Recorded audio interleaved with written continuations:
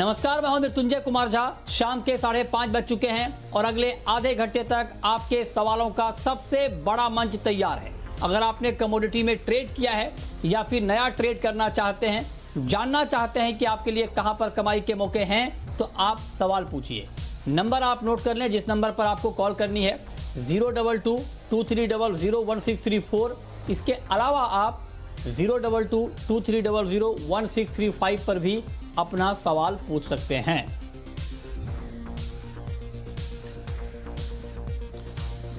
और आज हम सबसे पहले बात करेंगे क्रूड की, क्योंकि कच्चे तेल में एक बार फिर से तेजी लौटती हुई दिख रही है और ब्रेंट क्रूड का भाव $44 के करीब पहुंच चुका है। यानी अब ब्रेंट का भाव 50 की तरफ बढ़ रहा है। तो क्या ये माना जाए कि कच्चे तेल में अब यहां से तेजी ही रहेगी, या अभी भी जो डिमांड को लेकर कंसर्न है ये प्राइस के ऊपर हावी रहेगा? इसी पर हम ग्राउंड रियलिटी के लिए बात करेंगे और हमारे साथ फोन लाइन पर हैं पूर्व ऑयल सेक्रेटरी SC त्रिपाठी साहब। सर, बहुत बहुत स्वागत है आपका।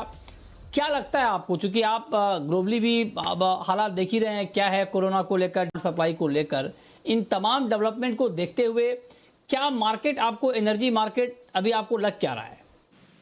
देखिए, पहले ये समझा जाए कि जो 3 सबसे बड़े उत्पादक हैं वो क्या चाहते हैं।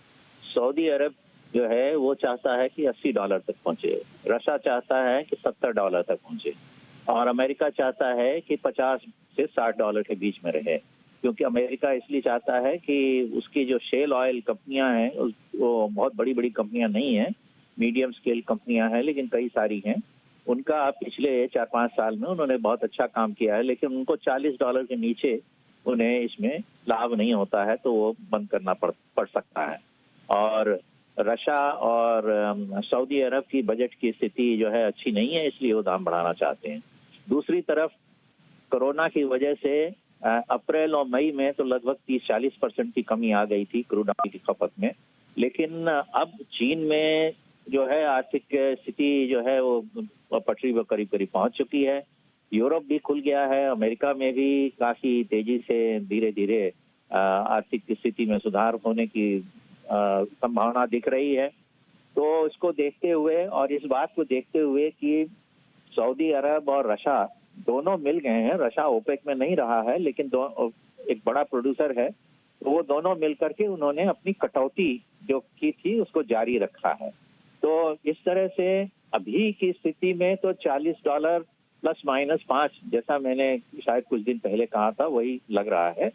लेकिन अगर अर्थव्यवस्था में तेजी से सुधार होता है तो ये तीनों बड़े उत्पादक देश चाहेंगे कि थोड़ी सी वृद्धि हो, $50 से $60 तक जा सकता है। लेकिन वो मुझे 1 महीने के बाद या 2 महीने के बाद मुझे समझ में आता है कि वो स्थिति हो।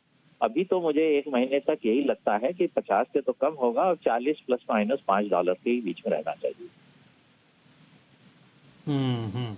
ठीक बात है। लेकिन सर, ये जो एक कवायद बार बार की जा रही है ओपेक की तरफ से, नॉन ओपेक की तरफ से, कि जो उत्पादन कटौती का फैसला इन देशों ने किया है वो भी कंटिन्यू रहेगा, और अब खबर ये आई है कि अगस्त तक ये कटौती कंटिन्यू रह सकती है। इसका कोई सेंटिमेंटल इम्पैक्ट आप देख रहे हैं, या फिर जो ये जो ऐलान कर रहे हैं कि हम उत्पादन कटौती कंटिन्यू रखेंगे, क्या इसके पीछे वाकई इनकी मंशा है कि ऑयल मार्केट को स्टेबल किया जाए, या सिर्फ एक बयानबाजी तक सीमित है? ये जैसे मैंने कहा, ये रशिया और सऊदी अरब दोनों चाहते हैं कि ऑयल मार्केट में दाम फिर से तेजी से ऊपर उठ जाएं, और इसलिए सेंटिमेंटल रीजन से भी ये अनाउंस करते रहते हैं कि हमारी कटौती चल रही है, हमारी कटौती पूरी तरीके से चल रही है। लेकिन ये कितने दिन तक कटौती चलेगी ये नहीं कहा जा सकता है। और इसमें बहुत से ऐसे देश हैं जैसे ईरान है, वेनेजुएला है, नाइजीरिया है, और ये सीरिया और इराक भी हैं। उनकी स्थिति काफी खराब है। वो कटौती का हिस्सा अगर उनको कुछ दिया जाता है तो वो तो करने को तैयार नहीं होंगे। ईरान तो खैर उस पर सैंक्शन लगा है, लेकिन वो सैंक्शन को बीट करके चीन वगैरह को सप्लाई करता रहता है। तो ये कटौती कितने दिन तक इफेक्टिव रहेगी ये भी कहा नहीं जा सकता है, और हो सकता है कि थोड़े दिन के लिए कटौती रहे और कटौती का एक साइकोलॉजिकल असर मार्केट में रहे कि भाई कटौती है इसलिए कुछ दाम बढ़े। लेकिन एक तरफ कटौती ज्यादा दिन रहने की गुंजाइश मुझे नहीं लगती है, और लेकिन दूसरी तरफ अगर इकोनॉमी तेजी से वापस आएगी तो बात सही है कि $50 से $60 के बीच में ये स्थिति हो जाएगी। लेकिन अभी मुझे 1 महीने तक वो स्थिति नहीं लगती है। 1 महीने के बाद ही इस पर कुछ परीक्षण करके कुछ कहना उचित होगा।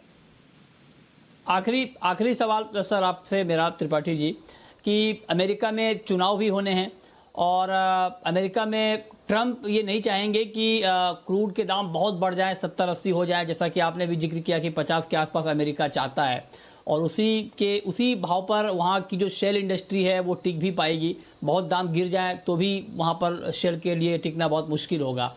तो ऐसे में अगर अमेरिका ये चाहता है कि दाम बहुत ना बढ़े तो क्या अमेरिका को इसमें कामयाबी मिल पाएगी? सऊदी अरब और रूस या जो अमेरिका की जो स्ट्रेटेजी है, क्या वो सऊदी अरब और रूस के ऊपर भारी पड़ेगी? या अमेरिका को कामयाबी नहीं मिलेगी? तो अमेरिका का असर नहीं हो पाता है, लेकिन अमेरिका 2-3 तरीके से दाम घटाने का प्रयास करता है।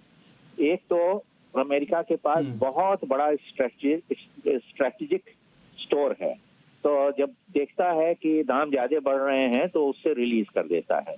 दूसरा, अमेरिका में शेल ऑयल को तेजी के लिए इंसेंटिव मिल जाता है तो वो और प्रोड्यूस करने लगते हैं। और तीसरा, अमेरिका जो है वो उसका प्रभाव सऊदी अरब पे होता है, तो सऊदी अरब पे जब प्रभाव होता है तो सऊदी अरब को वो समझा भी सकता है कि इस समय दाम जो है जरूरत से ज्यादा नहीं बढ़ने चाहिए और इस दामों को मॉडरेट किया जाए, चाहे थोड़ा सा उत्पादन बढ़ा के, या सऊदी अरब को कहेगा कि आप ज्यादा इसको साइकोलॉजिकल वारफेयर ना करिए। तो ये 3 तरीके हैं जो अमेरिका चाहे तो दाम को ज्यादा बढ़ने से रोक सकता है। और दूसरी तरफ अमेरिका ये भी चाहता है कि उसके शेल ऑयल इंडस्ट्री बनी रहे, इसीलिए अमेरिका, मैं समझता हूं कि $50 पर अमेरिका के दोनों ही वर्ग, जो शेल ऑयल है और जो कंज्यूमर वर्ग है, वो संतुष्ट रहेंगे। ठीक है, बहुत शुक्रिया सर आपका हमारे साथ जुड़ने के लिए और क्रूड मार्केट के ऊपर अपना व्यू देने के लिए। लेकिन अब सवाल यह है कि ट्रेड इसमें कैसे लिया जाए। सुगंधा सचदेव इस पर बातचीत के लिए हमारे साथ हैं, वाइस प्रेसिडेंट हैं मेटल एनर्जी एंड करेंसी की, और राजीव कपूर हैं ट्रस्ट लाइन के कमोडिटी हेड। आप दोनों का बहुत स्वागत है। सुगंधा जी बताइए, आज के लिए कोई ट्रेड आपको क्रूड में दिख रहा है क्या? Good evening Mrityunjay. अगर हम क्रूड ऑयल के प्राइसेस की बात करें तो मुझे लगता है यहाँ पे स्लाइटली कॉशियस रहने की जरूरत है। लास्ट वीक भी मैंने मेंटेन किया था that we are looking at levels of around $41.5 at NYMEX, और ऑलरेडी प्राइसेस ने उस लेवल को टेस्ट किया है। बट अब मुझे लगता है प्राइसेस कुछ हद तक रेजिस्टेंस फेस कर सकते हैं एट करंट लेवल्स ओनली। और अगर मैं डोमेस्टिक मार्केट्स की बात करूँ तो 3150 से लेके 3200 का लेवल एक स्ट्रॉन्ग हर्डल एरिया की तरह एक्ट करेगा। पिछले हफ्ते भी हमने ऑलमोस्ट 10% की गेन्स आते हुए देखे। जो गेन्स आए हैं majorly because of OPEC led supply cuts, और साथ ही साथ पिछले हफ्ते जो ओपेक प्लस के पैनल ने डिसाइड किया कि जो कंप्लायंस रेट है उससे वो ज़्यादा कंप्लाई करेंगे, और मई में भी 89% तक का कंप्लायंस रेट आते हुए देखा। इसी वजह से ऑयल के प्राइसेस में हमने सिग्निफिकेंट गेन्स आते हुए देखे हैं। साथ ही साथ जो मार्केट में रीओपनिंग मोमेंटम है जिससे डिमांड में काफ़ी हद तक रिवाइवल देखने को मिला है, ये सारे फैक्टर्स रहे हैं जिन्होंने क्रूड ऑयल के प्राइसेस को काफ़ी हद तक सपोर्ट किया है लोअर लेवल से। बट अब मुझे लगता है कुछ हद तक लेथार्जी देखने को मिल सकती है प्राइसेस में। साथ ही साथ ये इंडिकेशन निकल के आ रहे हैं कि Russia might not be interested in continuing with the supply cut agreement beyond July. अभी जो प्रोड्यूसर्स कट कर रहे हैं वो कंटिन्यू करेगा टिल जुलाई ओनली, और कंप्लायंस रेट भी काफ़ी हाई है। बट अगर ये प्रोडक्शन कट एग्रीमेंट कंटिन्यू नहीं होता बियॉन्ड जुलाई, मुझे लगता है रैली कुछ हद तक फिजल आउट कर सकती है हाई लेवल्स पे। So one needs to be very cautious. मुझे लगता है यहाँ से प्राइसेस में कुछ डिक्लाइंस मिले तभी लॉन्ग पोजीशंस इनिशिएट करें। करंट लेवल्स पे मैं बाइंग की एडवाइस बिल्कुल नहीं दूंगी। कुछ डिक्लाइंस मिलते हैं towards level of around 2900, long positions initiate कर सकते हैं। स्ट्रिक्ट स्टॉप लॉसेस रहेंगे 2800 on the higher down side, और हाई साइड में टारगेट कर सकते हैं इनिशियली लेवल्स ऑफ अराउंड 3200। और अगर in case we get a closing about 3200 mark, तभी ये गेन्स फर्दर एक्सटेंड होंगे। In that scenario we can look forward to gains of around 3500 on the higher side in domestic markets. और वहीं अगर मैं translate करूँ नाइमेक्स में, in case $42 a barrel is surpassed on a closing basis, we can look forward to levels of around 47 to 48 at NYMEX in coming days. Okay, ठीक है, तो ये बात हो गई क्रूड की। लेकिन क्रूड के बाद अब हम बात करेंगे गोल्ड की, और गोल्ड को लेकर नई खबर ये आई है कि MCX पर भी अब गोल्ड मिनी और सिल्वर मिनी का ऑप्शन लॉन्च होगा, इसकी तैयारी हो रही है। क्या डिटेल है, और ये जो मिनी कॉन्ट्रैक्ट में जो ऑप्शन शुरू होगा इसका फ़ायदा खास करके जो छोटे निवेशक हैं, छोटे ट्रेडर हैं, उनको किस तरह से होगा, ये डिटेल समझाने के लिए हमारे साथ फोन लाइन पर हैं शिवांशु मेहता, हेड हैं बुलियन के MCX में। शिवांशु जी बहुत बहुत स्वागत है आपका जी बिजनेस पर। बहुत ज़्यादा आप लोग भी एग्रेसिव हो रहे हैं कमोडिटी मार्केट में, कंपटीशन काफ़ी बढ़ रहा है और ये अच्छी बात है कि आप लोग एक्टिव हैं, कोरोना काल में भी बहुत ज़्यादा इनोवेटिव हो रहे हैं। अब पहले तो आप ये समझाएं कि ये गोल्ड मिनी का ऑप्शन और सिल्वर मिनी का ऑप्शन मार्केट में कब तक आ जाएगा, आपके प्लेटफॉर्म पर कब से उपलब्ध हो जाएगा? जी हाँ, धन्यवाद मृत्युंजय। जैसा आपने कहा, इन दोनों कॉन्ट्रैक्ट्स का अप्रूवल हमारे पास है और हम इन दोनों कॉन्ट्रैक्ट्स को हमारी कोशिश है अगस्त सीरीज से इन्हें लॉन्च कर दिया जाएगा। और जैसा कि आपने कहा, ये दोनों छोटी डिनोमिनेशन के कॉन्ट्रैक्ट्स हैं। जैसा कि 1 किलो का कॉन्ट्रैक्ट हमारे यहाँ ऑप्शन का ऑलरेडी काफी सक्सेसफुल और लिक्विड हो चुका है, 2017 में लॉन्च हुआ था, मगर वो एक लार्जर डिनोमिनेशन है। तो इससे क्या होगा कि जो छोटे ज्वेलर्स और रिटेल का जुड़ाव गोल्ड 100 ग्राम में ऑप्शन में जुड़ता हुआ दिखना चाहिए। उसमें सबसे बड़ी एडवांटेज ये है कि एक ही प्लेटफॉर्म पे जब ऑप्शंस और फ्यूचर्स लिक्विड होते हैं तो उसकी बहुत सी एडवांटेजेस होती हैं। पोर्टफोलियो बेस्ड मार्जिनिंग बेनिफिट मिलता है और जैसा कि आप जानते हैं, गोल्ड 100 ग्राम की बार में MCX पर शुरू से अब तक 52 टन सोना 100 ग्राम की बार के रूप में ऑलरेडी डिलीवर हो चुका है। तो सारे इकोसिस्टम की प्रेजेंस होना और इस तरह का नया कॉन्ट्रैक्ट आना, इस तरह की वॉलेटिलिटी में और मूवमेंट में काफी ये एक अच्छा और पॉजिटिव साइन है। हमें इससे अच्छी उम्मीद है।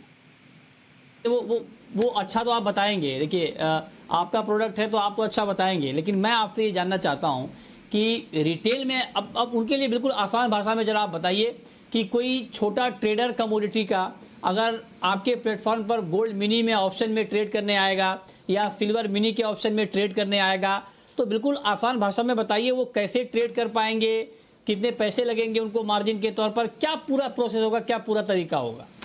जी हाँ, तो जैसा कि देखा गया है, गोल्ड इसके अंदर 100 ग्राम की डिनोमिनेशन है, तो लिहाजा ये 4,80,000 का कॉन्ट्रैक्ट है बड़े गोल्ड के मुकाबले में जो 48 लाख प्लस का कॉन्ट्रैक्ट है। सो ये इसका टिक साइज 50 पैसे रहेगा और इसकी जो स्ट्राइक्स हैं वो 100 की रहेंगी, गोल्ड 100 ग्राम की अंडरलाइंग। और जो हमारा फ्यूचर कॉन्ट्रैक्ट है और दोनों की हमने कटान सेम रखी है, यानी कि दोनों ऑप्शन इन गुड्स और जो गोल्ड मिनी फ्यूचर है दोनों की एक्सपायरी एक ही दिन पे होगी, एक ही रूप से होगी, यानी कि जो ड्यू डेट रेट है वो भी दोनों का सेम रहेगा। तो इन सब चीज़ों के चलते जो हेजिबिलिटी ऑफ पोजीशंस है, छोटा साइज और राइटर्स को भी इसमें काफ़ी बेनिफिट मिलेगा। पोर्टफोलियो बेस्ड मार्जिनिंग रहेगी एंड तक, यानी कि टेंडर पीरियड शुरू होने तक, और डिलीवरी ऑब्लिगेशन की नेटिंग होगी। तो ये सारी एडवांटेजेस हम टेबल पे अपने निवेशकों के लिए और पार्टिसिपेंट्स के लिए लेके आ रहे हैं। अच्छा, तो ये जो दोनों ऑप्शन आप बता रहे हैं, गोल्ड मिनी का और सिल्वर मिनी का, दोनों एक साथ लॉन्च होगा या आगे पीछे? अमूमन आगे पीछे लॉन्च किया जाता है, बिकॉज जैसा कि आप जानते हैं हमारे यहाँ भी एक स्टेट ऑफ प्रोडक्ट्स हम ला रहे हैं, इंडेक्स भी लाना है हमें, बुलियन इंडेक्स भी हम ला रहे हैं उसी दौरान। तो हो सकता है कि एक दो दिन के गैप से हम इन दोनों को लॉन्च करते हैं। अगस्त का महीना 31 दिन का होता है, तो ये 31 दिन के महीने में आप कब लॉन्च करेंगे? शुरुआती हफ्ते में, मतलब 1 से 7 अगस्त के बीच या 7 से 15 अगस्त के बीच? कब एग्जैक्ट डेट अगर आप बता पाएं तो ज्यादा आसानी होगी हमारे दर्शकों को समझने में। नहीं मृत्युंजय जी, अगस्त कॉन्ट्रैक्ट जो है मुझे लगता है अगस्त शुरू होते से पहले ही, बल्कि बिकॉज लॉन्च करने पड़ते हैं, एक पर्टिकुलर गैप रहना होता है एक्सपायरी डेट और लॉन्च डेट में। तो आते हुए महीने में ही आप देखेंगे सर। हाँ, इन्हें आते हुए। क्या मतलब जुलाई में हो जाएगा लॉन्च? हाँ, उम्मीद यही है। अगस्त सीरीज जो है जुलाई की शुरुआत में या जुलाई के आखिर में? देखते हैं मृत्युंजय जी, हो सकता है जल्द से या तो जल्द या तो बहुत जल्द। तो अच्छा, जल्द या तो बहुत जल्द, ठीक है। एक सवाल मेरा और होगा आपसे कि ठीक है, गोल्ड ऑप्शन को तो अच्छा रिस्पांस मिल रहा है, लेकिन गोल्ड के अलावा भाई आपके एक्सचेंज में और भी कमोडिटी ट्रेड हो रही है, तो सिर्फ गोल्ड को इतनी तवज्जो क्यों दे रहे हैं आप लोग? जो बाकी ऑप्शन आपने लॉन्च किए हैं उसमें तो उतना अच्छा रिस्पांस नहीं मिल रहा है, तो वहां पर अच्छा रिस्पांस मिले, उसकी कुछ वैरायटी बढ़ाएं, क्या इसको लेकर कोई तैयारी हो रही है क्या, क्रूड में, मेटल में? हाँ, नहीं देखिए, वो सब्जेक्ट हालांकि हमारे पास सारे प्रोडक्ट्स हैं, कुछ अभी डिलीवरेबल कन्वर्ट हुए डिलीवरी में, तो इस तरह से चीज़ों को एस्टैब्लिश होने में अपना पूरा टाइम लगता है। और मुझे लगता है डिलीवरेबल होने के बाद काफ़ी अच्छा रिस्पॉन्स भी मिला है और बेस मेटल्स में भी। तो वो जो सब्जेक्ट्स हैं, आई थिंक क्योंकि मैं बुलियन को देखता हूँ तो वो सेपरेटली डील करना बेटर रहेगा। क्योंकि आप पकड़ में अभी, इसलिए मैं आपसे पूछ रहा हूँ, आपके बाकी सहयोगी जल्दी पकड़ में आते नहीं है, क्योंकि आप आए हैं तो इसलिए मैं जानना चाहता हूँ क्या आगे क्रूड में या मेटल में कोई योजना है क्या। चलिए, बहुत शुक्रिया आपका शिवांशु, और डिटेल में ये बताने के लिए कि किस तरह से गोल्ड का और सिल्वर का ऑप्शन काम करेगा, कैसे एक रिटेल का जो ट्रेडर है वो इसमें काम कर पाएंगे। ये अच्छी बात है कि नए प्रोडक्ट आ रहे हैं, खास करके रिटेल को ध्यान में रखते हुए, ये बहुत अच्छी बात है। देखना होगा आगे इसमें किस तरह का रिस्पांस मिलता है। बहुत शुक्रिया आपका हमारे साथ जुड़ने के लिए। चलिए आगे बढ़ते हैं और अब हम बात करेंगे कि आज के मार्केट में आपको करना क्या है। राजीव जी, गोल्ड फ्यूचर में आज शाम के कारोबार के लिहाज से कोई ट्रेड आपको दिख रहा है क्या? गुड इवनिंग मृत्युंजय जी, मुझे लगता है गोल्ड में थोड़ा सा करेक्शन आने पर खरीदारी ही करनी चाहिए। 47,800 का एक अच्छा स्तर रहेगा जहां पर बाजार में एक अच्छा सपोर्ट भी है और वहां पर खरीदारी करनी चाहिए। 47,680 का स्टॉप लॉस रखना चाहिए। 48,050 का हमारा पहला टारगेट है और दूसरा टारगेट 48,250 का है। ओके, ठीक है। सुगंधा जी, चांदी में क्या किया जाए? अभी चांदी में अभी कुछ ट्रेड लेना ठीक रहेगा या थोड़ा वेट करें, क्या करें? मृत्युंजय, मुझे लगता है चांदी में थोड़ा वेट करना चाहिए। अगर हम ओवरऑल ट्रेंड की बात करें तो प्राइसेस एक रेंज में ट्रेड कर रहे हैं, जहां लोअर साइड में 46,500 एक स्ट्रॉन्ग सपोर्ट एरिया है। वहीं अगर हम हायर साइड की बात करें तो प्राइसेस 49,500 मार्क के ऊपर सस्टेन नहीं कर पा रहे हैं। तो मुझे लगता है अभी इसी रेंज में ट्रेड करना बेटर रहेगा। आज अगर मैं इंट्राडे सेशन की भी बात करती हूँ तो मुझे कुछ यहाँ से डिप्स नजर आते हैं, पर डिप्स में मेरी बाइंग की ही एडवाइस रहेगी। आज इंट्राडे सेशन में 48,100 के आसपास अगर प्राइसेस मिलते हैं, वहाँ लॉन्ग पोजीशंस इनिशिएट कर सकते हैं। स्टॉप्स रहेंगे 47,750 ऑन द डाउन साइड और हाई साइड में टारगेट कर सकते हैं 48,700 levels. Having said, intraday session की पर्सपेक्टिव से 48,700 मार्क एक स्ट्रॉन्ग हर्डल की तरह एक्ट करेगा। ठीक है, चलिए अब शुरू करते हैं सवाल जवाब। पहला सवाल है गोपाल का, राजस्थान से हमारे साथ जुड़ रहे हैं। पूछिए गोपाल। नमस्कार सर जी, हाजिर में गुआर पड़ा है तो अभी बारिश भी आने वाली है और क्रूड तो बढ़ रहा है सर। बारिश आने वाली है तो इसमें मंदी होगी या तेजी होगी सर? राजीव जी, क्या लगता है अभी आपको ग्वार का आउटलुक? मृत्युंजय जी, थोड़ा स्ट्रांग लग रहा है। मुझे लगता है कि ग्वार आने वाले एक आधे महीने में 4,000 और 4100 के बीच में दाम बढ़ जाने चाहिए इतने, और खरीदारी की ही एडवाइस होगी। अगर पोजिशनल बेस पे किसी को भी ट्रेड इनिशिएट करना है तो 3450 के स्टॉप लॉस से बाइंग इनिशिएट करें 3600 के आसपास, और 3850 और 4000 के टारगेट के लिए इसमें खरीदारी कर सकते हैं। ये इसका ड्यूरेशन रहेगा सर 30 से 45 दिन का। ओके, ठीक है।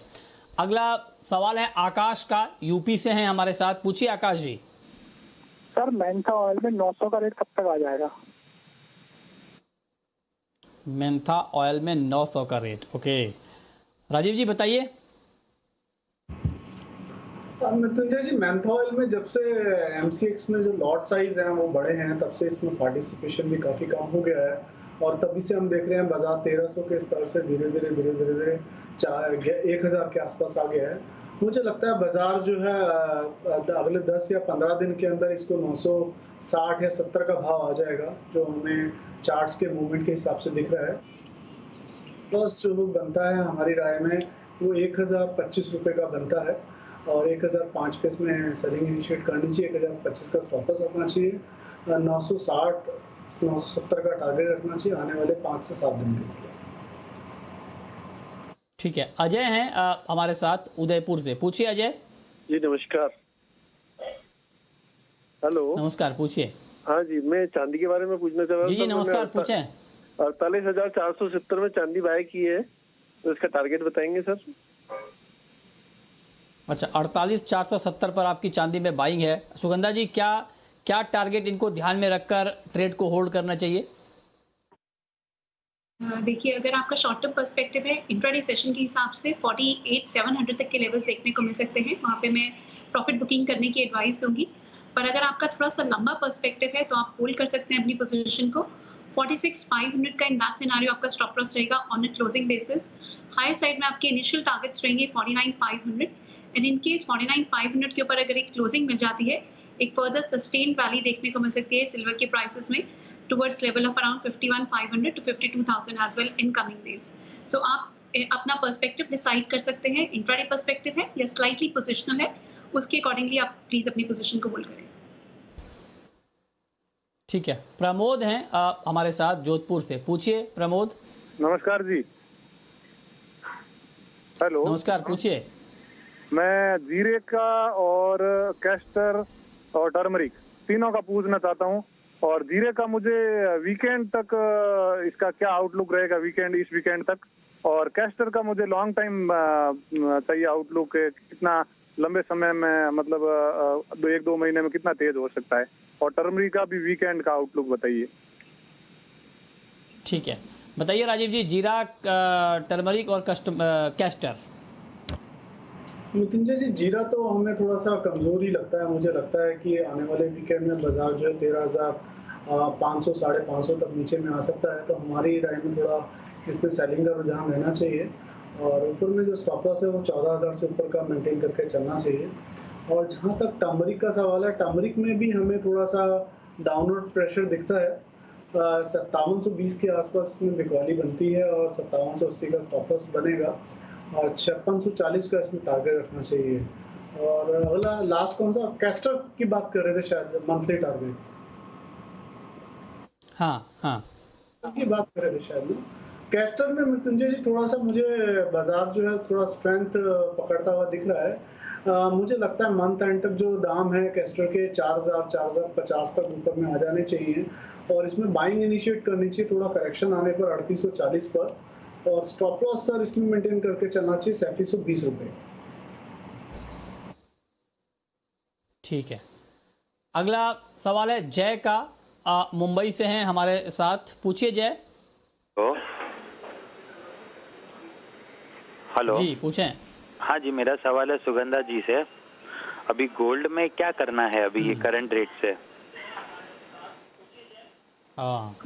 सुगंधा जी बताइए, करंट मार्केट प्राइस पर गोल्ड में क्या ट्रेड लिया जाए? अगर मैं करंट मार्केट प्राइस की बात करूं तो कुछ उछाल मिलता है, तो मैं सेलिंग की एडवाइस होगी आज के सेशन के लिए। स्ट्रिक्टली 48,050 के आसपास शॉर्ट पोजीशन बिल्ड कर सकते हैं गोल्ड में। स्ट्रिक्ट स्टॉप लॉसेस रहेंगे 48,250 on the higher side. Down side में टारगेट कर सकते हैं 47,700 ऑड लेवल्स। ठीक है, शेखर हैं छत्तीसगढ़ से। पूछिए शेखर। सर नमस्कार। सर मैं नया शेयर मार्केट में नया ट्रेडर हूं। क्या मुझे कमोडिटी मार्केट में ट्रेडिंग करना चाहिए, और क्या इससे आगे का फ्यूचर क्या हो सकता है? चलिए, ये अच्छा है कि आपने एक बढ़िया सवाल पूछा है सुगंधा जी। अब आप बताइए कि क्या ये शेयर में ट्रेड करते हैं और ये जानना चाहते हैं कि इनको कमोडिटी में आना चाहिए या नहीं, तो बताइए क्या करना चाहिए इनको? बिल्कुल, I'll tell you few factors why you should be participating in the commodity market. अगर आप equities में derivative segment में trade करते हैं तो first you need to apprise yourself with the commodity markets. यहाँ आपको कुछ 2 assets को select करना होगा जहाँ आप start कर सकते हैं। सी commodities में आने के first benefit रहेगा आपका portfolio diversification. See, this is a major benefit because commodities act as a hedge against inflation और आपके portfolio को भी साथ में काफी हद तक diversify करती हैं, और इनका इक्विटीज के साथ एक नेगेटिव कोरिलेशन है। सो अगर आप पिछले कुछ टाइम की बात करें, जो हमारा कोरोना वायरस क्राइसिस का पीरियड है जहां हमने इक्विटीज में एक मेजर स्लाइड आते हुए देखा, वहीं एक सिमिलर टाइम पे हमने गोल्ड में बहुत स्ट्रॉन्ग गेन्स आते हुए देखे हैं। सो ये आपके पोर्टफोलियो को बैलेंस कर सकता है, ये एक बहुत मेजर बेनिफिट है। साथ ही साथ अगर आपका कहीं फिजिकल मार्केट में एक्सपोजर है, सो आप यहाँ पे हेजिंग पर्सपेक्टिव के लिए भी ट्रेड कर सकते हैं या इन्वेस्ट कर सकते हैं। So this is another benefit of trading commodity market. साथ ही साथ यहाँ पे आपके पास बहुत सारे वेरिएंट्स हैं, आप मिनी काउंटर से स्टार्ट कर सकते हैं। I would not advise you to start with mega gold initially, but आप मिनी काउंटर्स में जहाँ आपके पास बहुत सारे वेरिएंट्स अवेलेबल हैं वहाँ से स्टार्ट करें। कुछ हद तक पेपर ट्रेडिंग की एडवाइस रहेगी, आप 1 मंथ के लिए पेपर ट्रेडिंग करें, अपनी मार्केट को अंडरस्टैंड करें, जो फैक्टर्स हैं जो मार्केट को अंडरस्टैंड कर सकते हैं, और साथ ही साथ जी बिजनेस आपके लिए डेफिनेटली जो रोज शोज लेके आ रहा है, आप उससे समझे कमोडिटी मार्केट को, उसके बाद ही प्रॉपर एंट्री करें मार्केट में। यहाँ पे आप अपने रिटर्न्स को काफी हद तक बैलेंस कर सकते हैं, काफी हद तक ऑप्टिमाइज कर सकते हैं। ठीक है जी। और अब वक्त है रैपिड फायर राउंड का।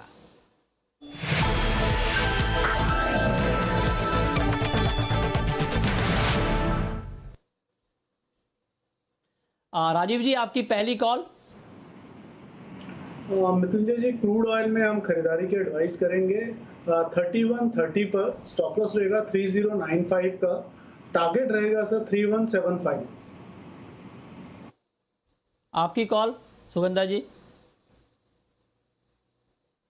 मेरी कॉल भी एनर्जी काउंटर में ही रहेगी। मैं नेचुरल गैस में बाइंग की एडवाइस दूंगी at current levels only of around 124। Stops रहेंगे 120, हाई साइड में टारगेट कर सकते हैं 129 लेवल्स। आपकी आखिरी कॉल राजीव जी। मृत्युंजय जी, कॉपर में सेलिंग की एडवाइस होगी। कॉपर एक मेजर रेसिस्टेंस के आसपास ट्रेड कर रहा है, तो यहाँ से करेक्शन की उम्मीद है। हमारी राय में कॉपर को 450 पर बिकवाली कर सकते हैं।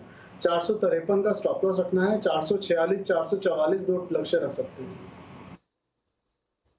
जी। बहुत शुक्रिया राजीव जी आपका और सुगंधा जी आपका हमारे साथ जुड़ने के लिए, बताने के लिए कमोडिटी में कहां पर कमाई के मौके बनेंगे।